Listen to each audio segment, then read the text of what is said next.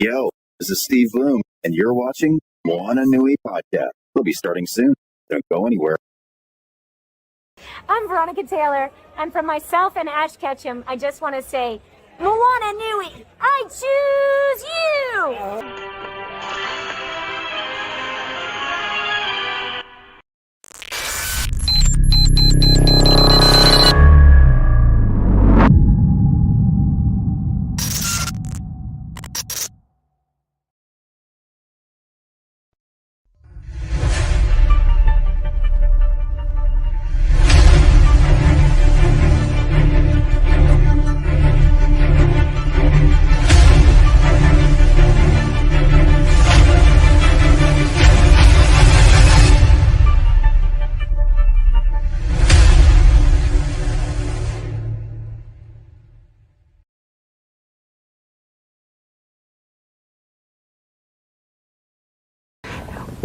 Thank you for being here at DragonCon. We're very excited for you to be here. Of course, we're the Moana Nui Podcast.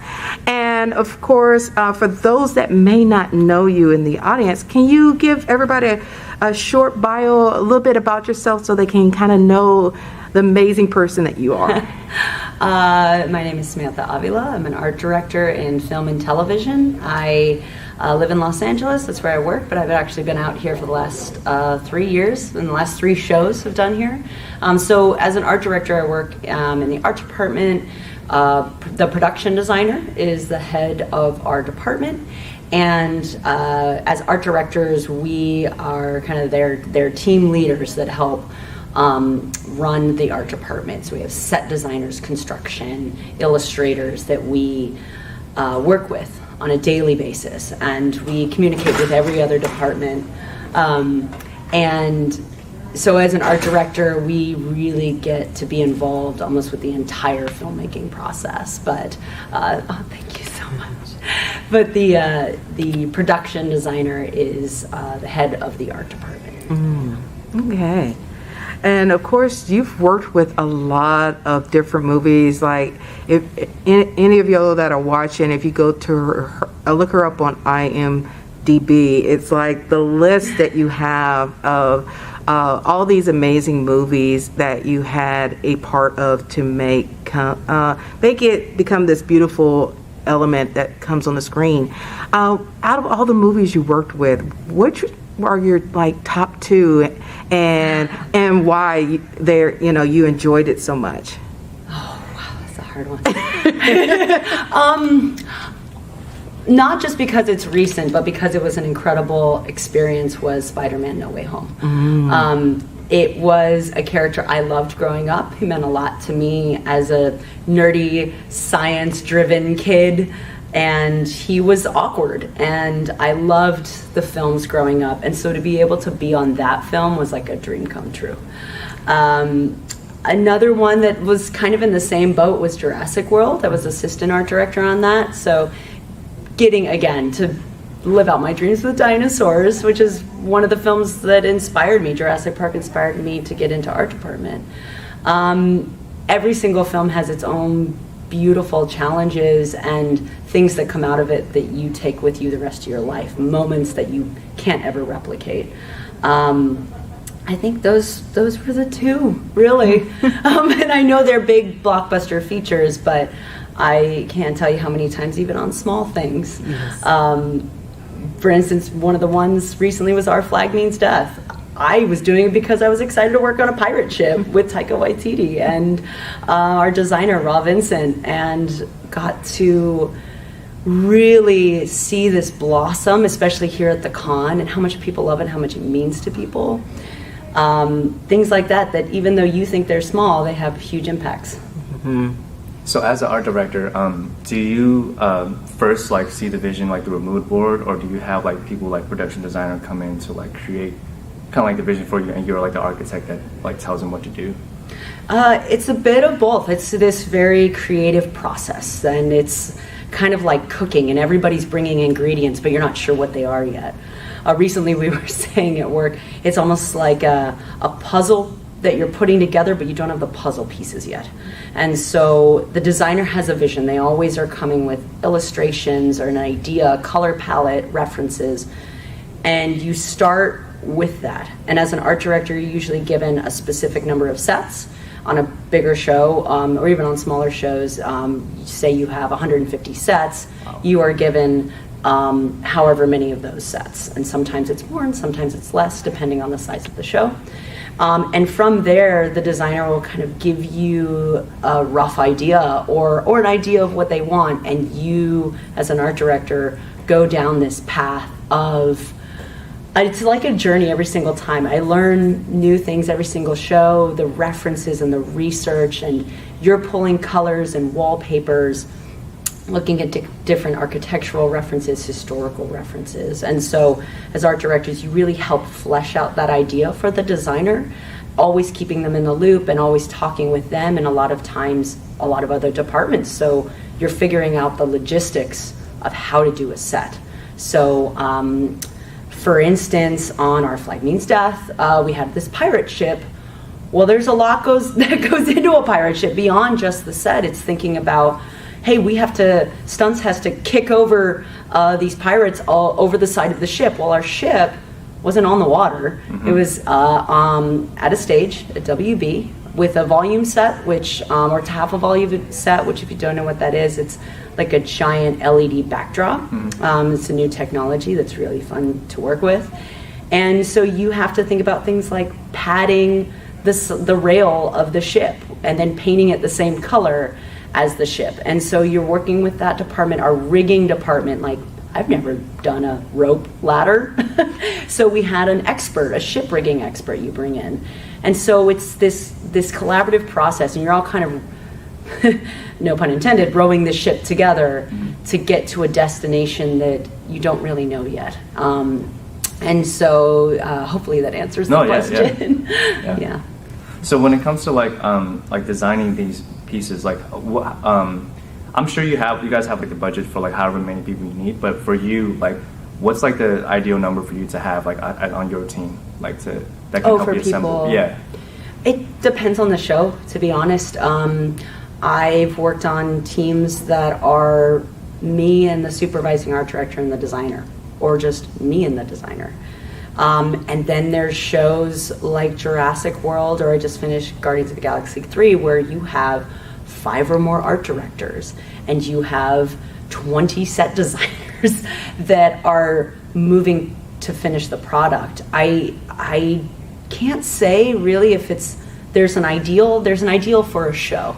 You know, there's no reason on a smaller budget independent show to have 40 people in the art department. Yeah. That's not ideal for that situation, whereas a bigger show, it is ideal. I would say my ideal world, like in the crew I'm working with right now, people who are inspiring and inspired and are creative, kind, patient. Those are the people you want to work with, that are bringing something to the table, that are as excited as you. I was sitting in the panel yesterday with a visual effects artist who works on a lot of Marvel shows, and the two of us are just riffing off each other, like super excited, talking about this material that we've got to work on. And so that's that feeling that you want to have coming to work every day to play. Obviously there's professionalism, there's challenges you deal with every day, but you want a good team, you want a supportive team. And I'm sure from the production designer's standpoint, we want to support them and their vision. So like on indie projects that have like more of a limited budget, like what are some things that you as an art director like would do to help like have some workarounds to make it still look the way you want to, but just with less like resources?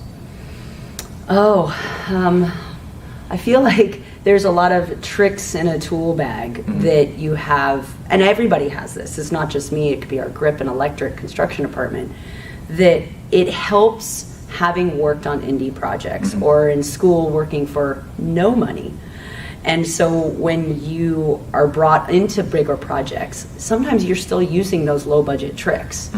And it doesn't always have to be spending a lot of money to deliver this great product. Now, sometimes it does. Sometimes you have to have a lot of money for a giant steel frame that you have to build.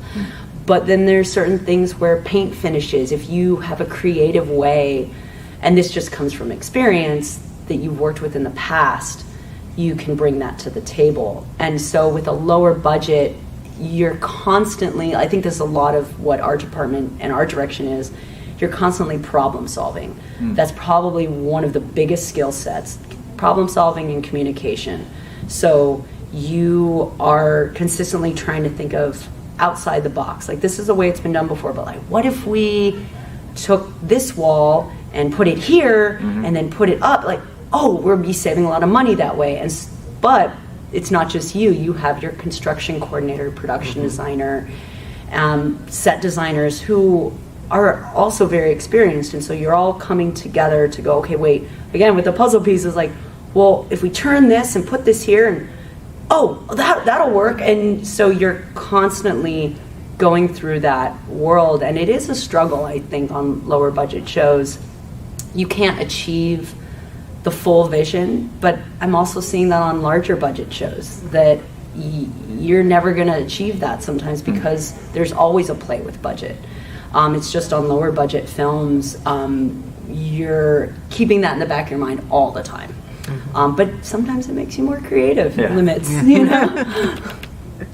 So as far as, you know, with all of the movies you've worked with and everything, what are your top 2 movies that, if you had a chance, past or future movies, that you would love to have been to work on any of those?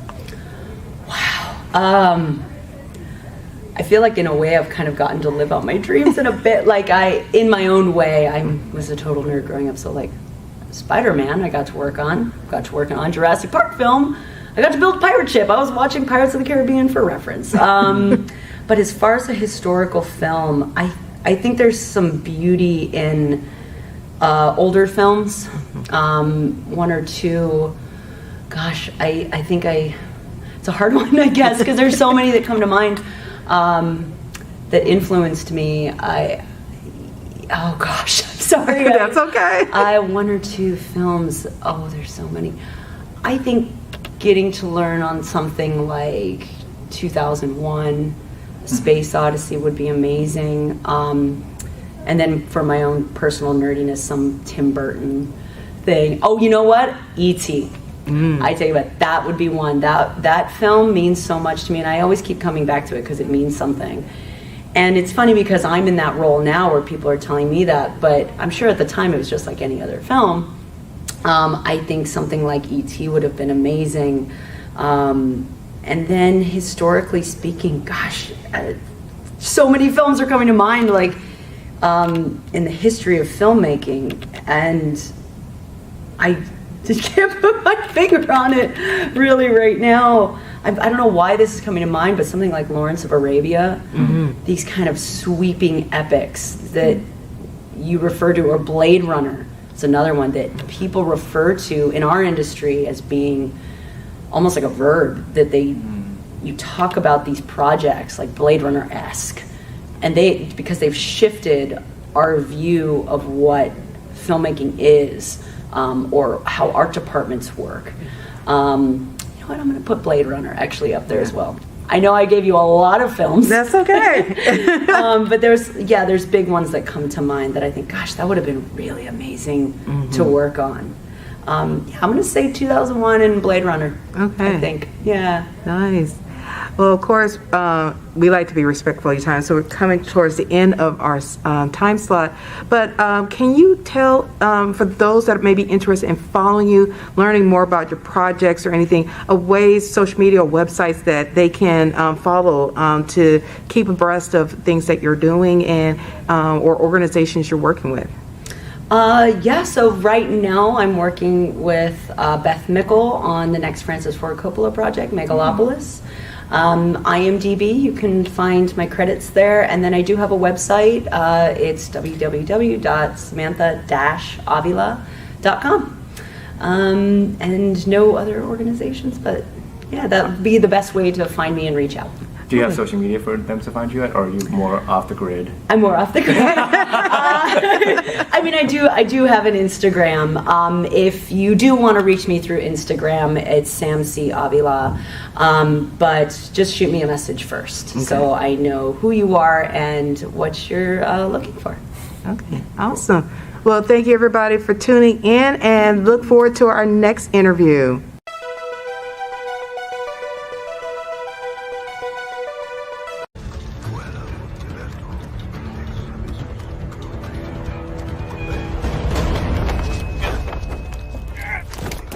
I think that's quite enough. You are a doctor after all. Always nice to see you, Watson.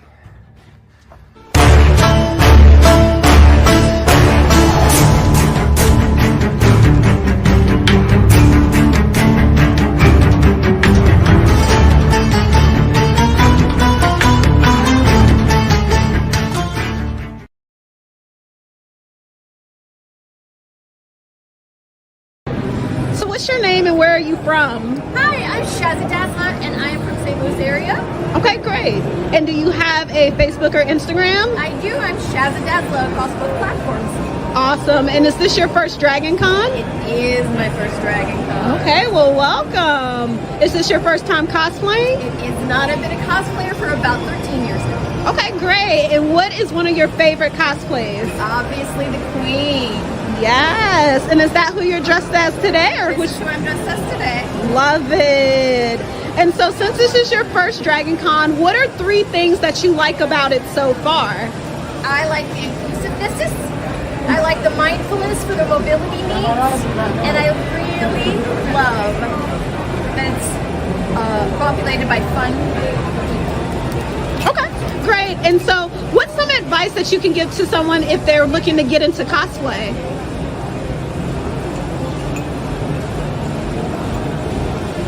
Be creative. Okay, great. And then what is some advice that you would give to someone else and this is their first Dragon Con? Pace yourself. Good. That is definitely very smart. Well, that is it for my questions, but thank you so much and you look fabulous and happy Dragon Con. Hey, can I put a plug in? Yeah, go ahead. Everybody needs to come to the Dragon Con Burlesque show tonight at about 11:30. It's at the Sheridan.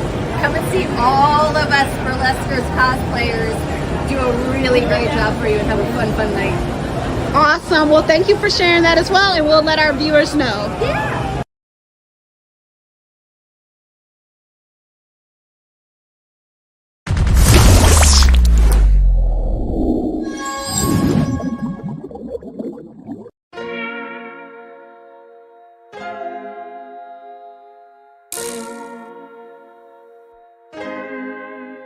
So many stories left to tell, even if we have to ourselves. Can't keep history on the shelf. If they won't tell it, we will. If this the land of the free, it was a freedom then. When they annexed Hawaii and called it Cedar Lands, without any type of payment and no signing off. Called themselves the Republic in 1894. 1.2 million acres overtaken from the native Hawaiians. When they resisted, the West retaliated in violence and erasure. The Hawaiian language is banned as part of colonialism's plan to expand, yeah. Stuck between a rock and a hard place. Multiple bombings of Kaho'olawe. As a part of their ongoing war with Asia, used it as a place for target practice. No consent or compensation. Colonizers call for annexation. No work out for all the locals. School will never let you know. So many stories left to tell, even if we have to ourselves. Can keep history on the shelf. If they won't tell it, we will. Too many stories left to tell, even if we have to ourselves. Can keep history on the shelf. If they won't tell it, we will. We will. So if you put Hawaii into perspective, well, Black and Asian history is interconnected. Considering the fight with the Pacific, then of course versus Asia, they was treated as a middleman for war, but didn't let the Western colorism run its course. Cause dark skin was a sign of dignity to core. The land was taken in the name of capitalism, when prior to it was an actual kingdom. Clap back at the system. Stuck between a rock and a hard place. Multiple bombings of Kaho'olawe. As a part of their ongoing war with Asia, used it as a place for target practice. No consent or compensation. Colonizers call for annexation. No work out for all the locals. School will never let you know. So many stories left to tell, even if we have to ourselves. Can keep history on the shelf. If they won't tell it, we will. Too many stories left to tell. Even if we have to ourselves, can keep history on the shelf. If they won't tell it, we will. So many stories left to tell. Even if we have to ourselves, can keep history on the shelf. If they won't tell it, we will. Too many stories left to tell. Even if we have to ourselves, can keep history on the shelf. If they won't tell it, we will. We will.